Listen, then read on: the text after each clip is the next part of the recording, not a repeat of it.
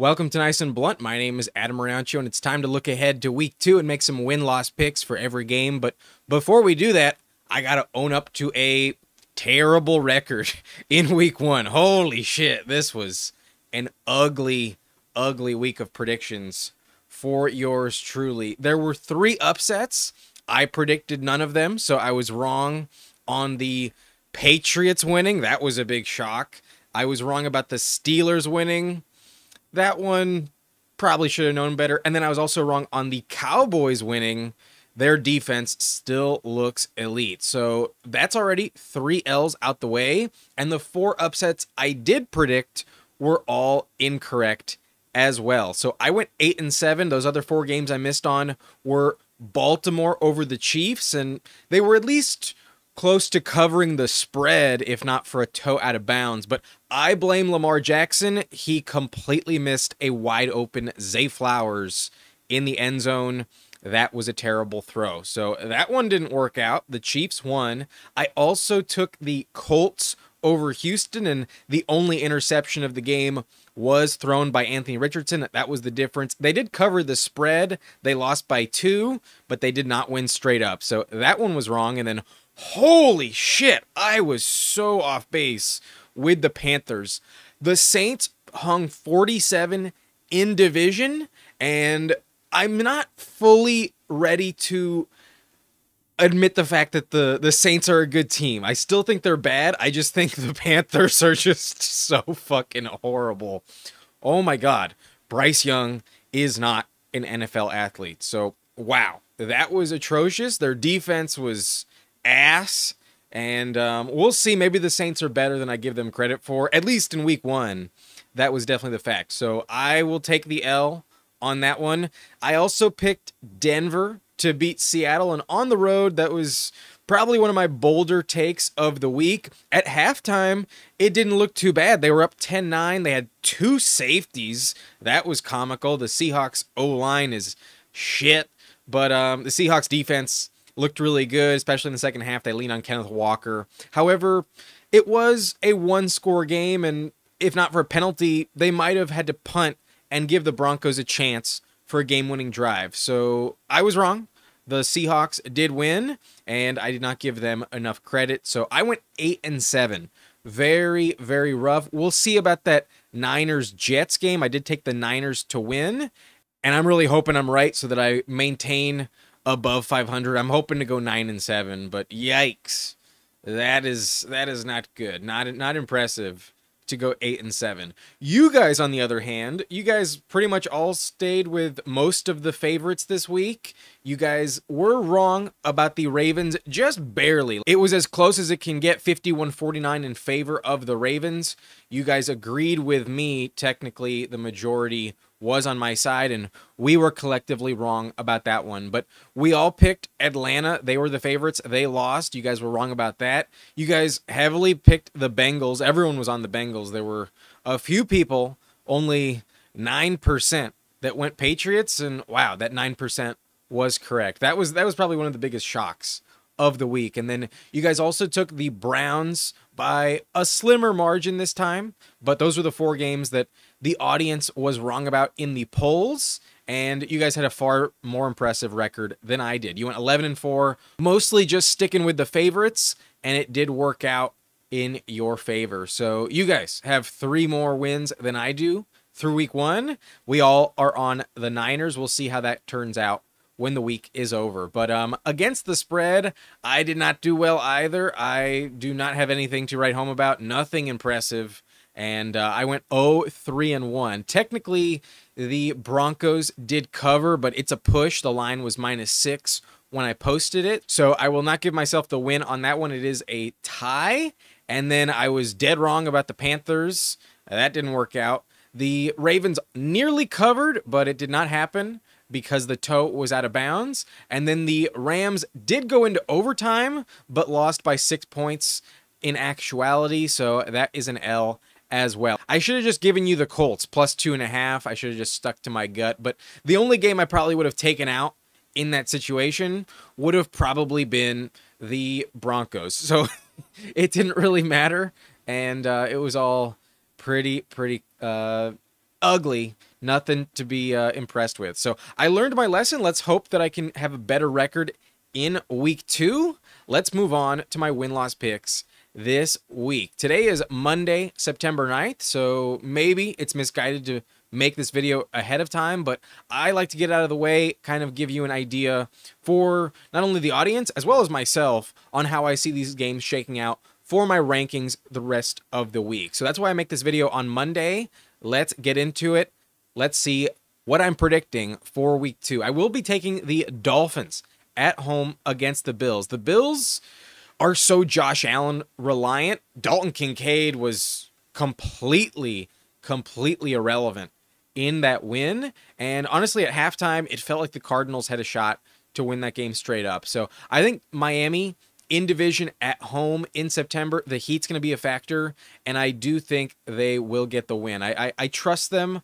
I think it's probably going to split overall in the series, and at home I'm going to take Miami early on with the home field advantage. Give me the Dolphins over Buffalo. But on Sunday, there are some very interesting games, and I'm mostly sticking with the favorites, to be honest with you. I'm definitely taking Dallas over New Orleans. I know the Saints dominated the Panthers, but I don't think that'll look anywhere close to that against the Cowboys. The Cowboys defense looks really good, and in general, Dak dominates bad teams at home. I still believe the Saints are not an average team. So I will go with Dallas. That one feels kind of obvious.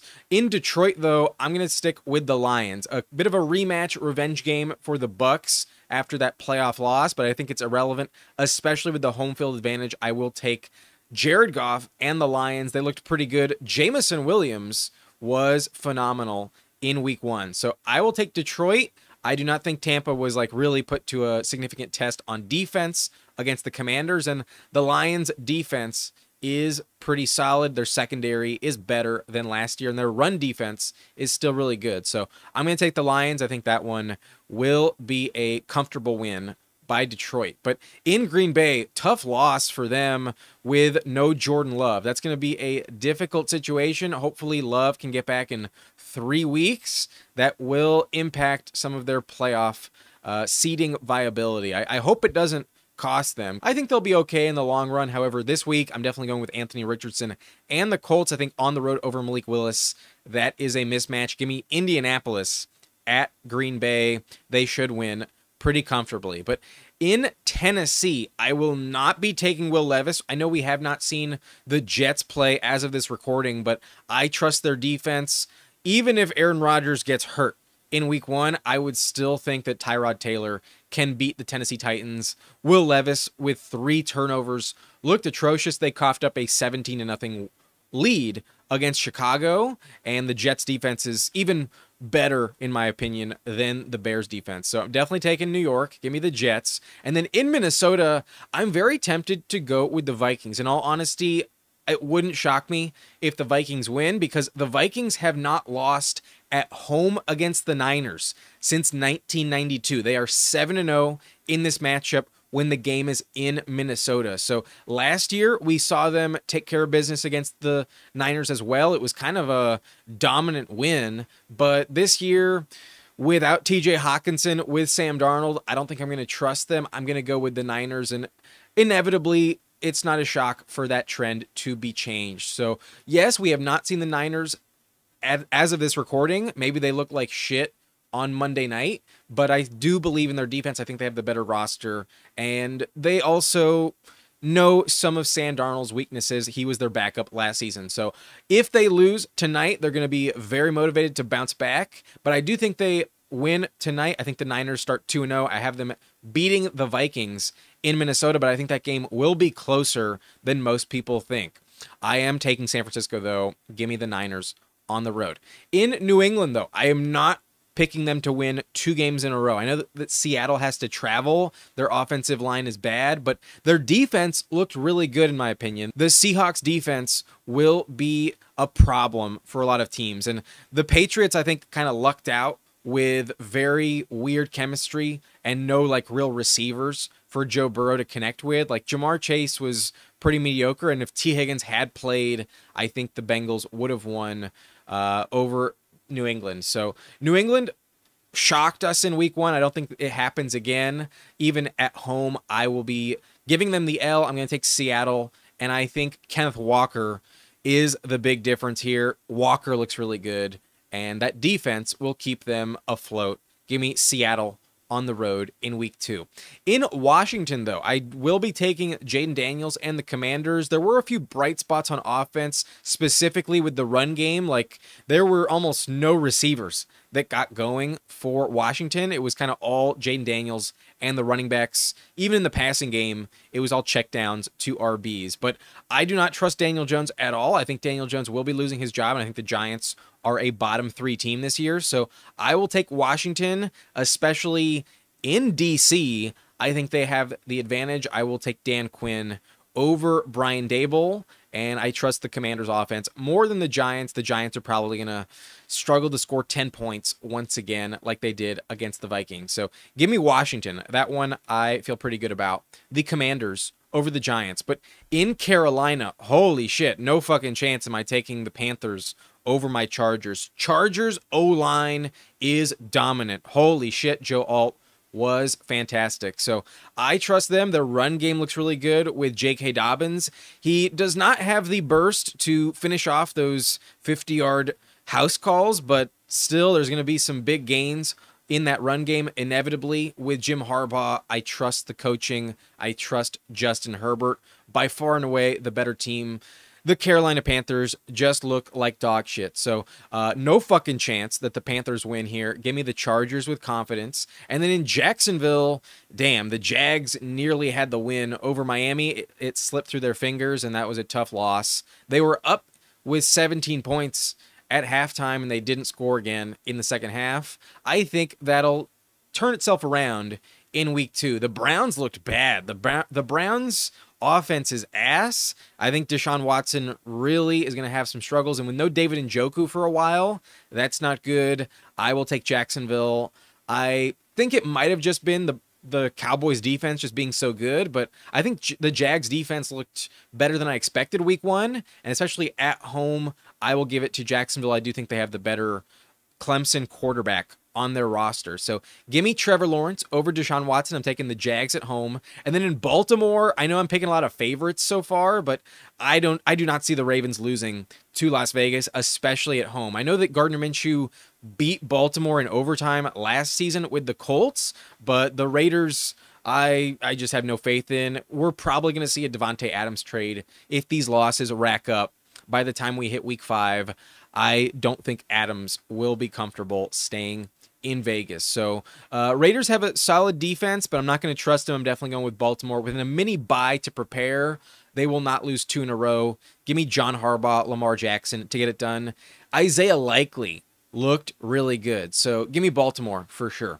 In Arizona, though, I'm going to go with the LA Rams. The Arizona Cardinals looked pretty legit. On offense, they did have some good mojo. However, Marvin Harrison Jr. was terrible. There were really no receivers that got going other than Greg Dortch for Arizona. But James Conner and Kyler Murray and that run game really kept them afloat against Buffalo. However, their defense just can't get it done. So even if the Rams don't have Puka Nacua, I think the Rams are a better team. I trust their offense, and I'm going to give the Rams the win. They almost beat Detroit, and Detroit is way better than the Cardinals are. So give me Los Angeles. I wouldn't be entirely shocked if the Cardinals won, but I don't think it happens. I'm taking Sean McVay, Matthew Stafford, Cooper Kupp, and Kyron Williams to get back on track, get the dub at Arizona. In Denver, though, I will not be taking the Broncos this time. I'm going to go with Mike Tomlin and the Steelers. It looks like Justin Fields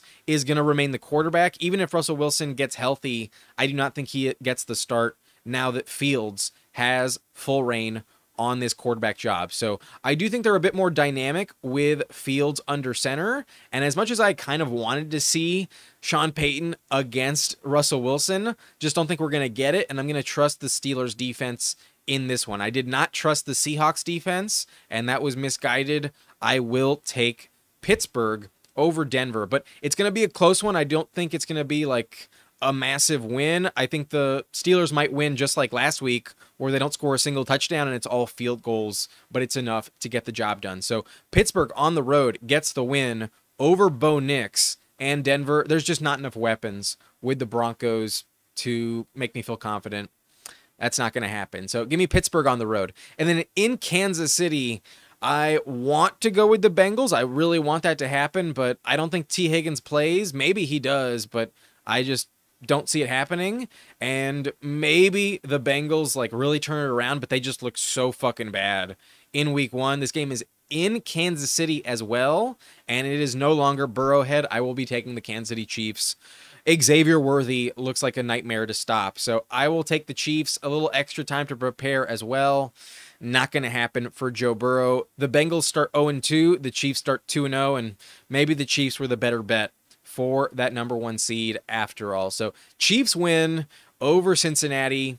That one will go to Mahomes. In Houston, though, I am definitely taking the Texans on Sunday night. The Chicago Bears offense looked atrocious. Caleb Williams didn't turn it over. That was the big factor in them winning because their defense stepped up, and Will Levis just was a turnover machine in the second half. But the Texans looked really good. I think the Colts gave them a big run for their money, but I think the Colts, as of this moment, are a better team than Chicago. I'm not going to trust the Bears defense against CJ Stroud. So definitely give me Houston, and that one probably not going to be that close. But on Monday night, I'm going with another favorite. Call it boring as fuck if you want, but after week 1, I think there are some clearly better teams overall, and we all know that Kirk Cousins in primetime on Monday night is bad. It's the 3rd year in a row that he's faced off against Philly in week 2 on Monday Night Football, and he has looked absolutely terrible in those 2 previous games. I don't see it changing with a new offense altogether.